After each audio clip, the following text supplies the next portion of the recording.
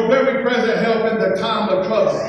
Listen, when you feel like God has turned his back on you, don't fall into Satan's trap. For God will never, ever leave you or abandon you, because he is your very present help in the time of trouble. Now, if you can just hold on to the morning, think about that, child. If you can endure the night of weeping, hold on. Why? Because joy does come in the morning. God is our very present help in the time of trouble.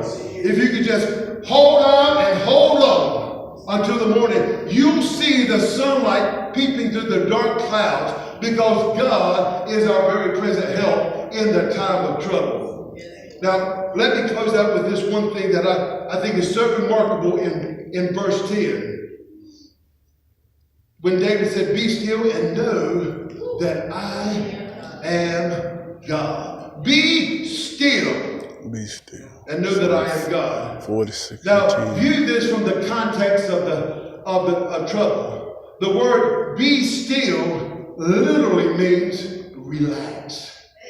Relax. Relax. That's quite a message in the midst of all of our trouble. In the midst of all of my troubles, you want me to relax, God? Give me a break. Right? How am I supposed to be still when all I want to do is lash out in anger and frustration and bitterness?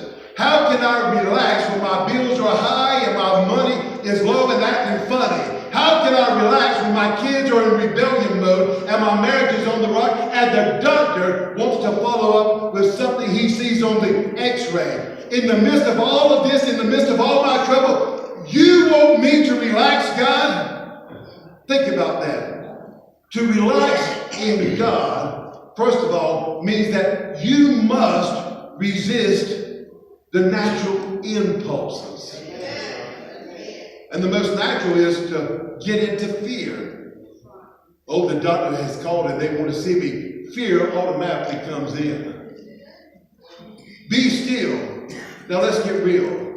In this spinning world of ours today, in its rapid pace, the last thing anybody wants to do, it seems, is to be still.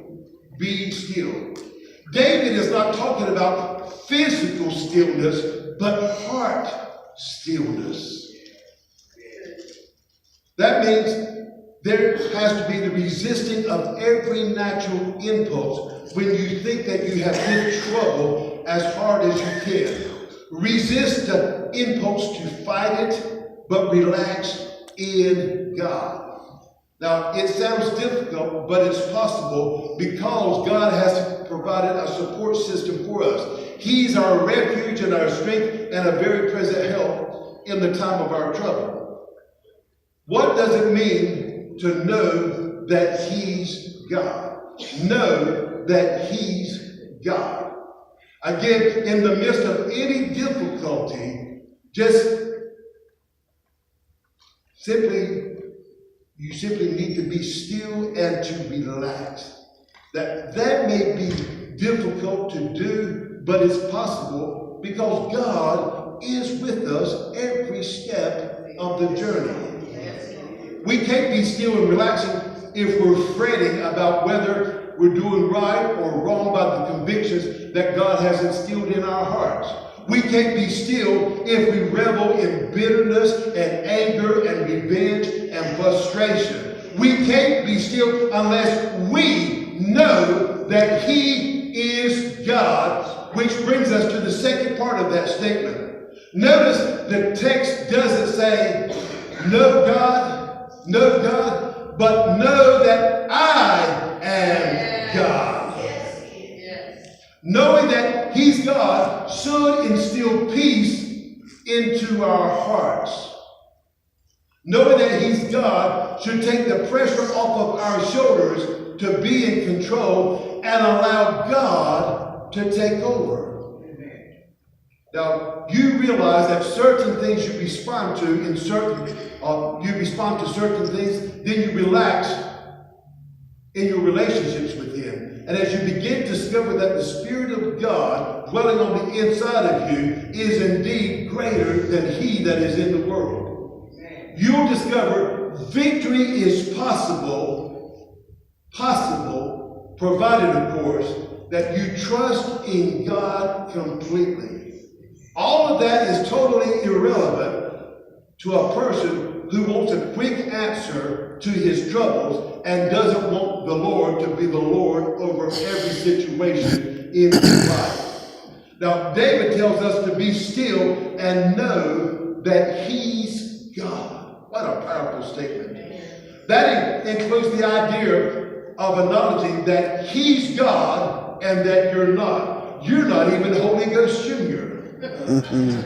He's great and he's sovereign. He's Lord over all. Every situation in my life, I give to the Lordship of Jesus Christ. Amen. He's above all of our human circumstances, all above all of our human comprehension, and he's absolutely perfect in his dealings with each and every one of us. It means that there's nothing which escapes his notice and beyond his ability.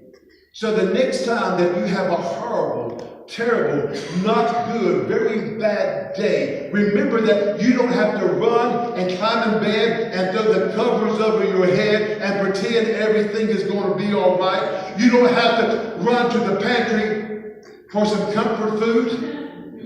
You don't have to run to the phone to call your mama, but you need to run to the throne and know that God is God. God is a refuge and strength, a very present help in the time of trouble. Run to him, hide in him, lean on him, believe in him, depend on him. Remember what he has done. Be still before him and acknowledge, church, that he is the Lord of all lords and King of all kings. And he's totally over every area of your life and your circumstances. God is a very present help in the time of trouble. Give the Lord a hand clap of praise. Everybody standing at this time.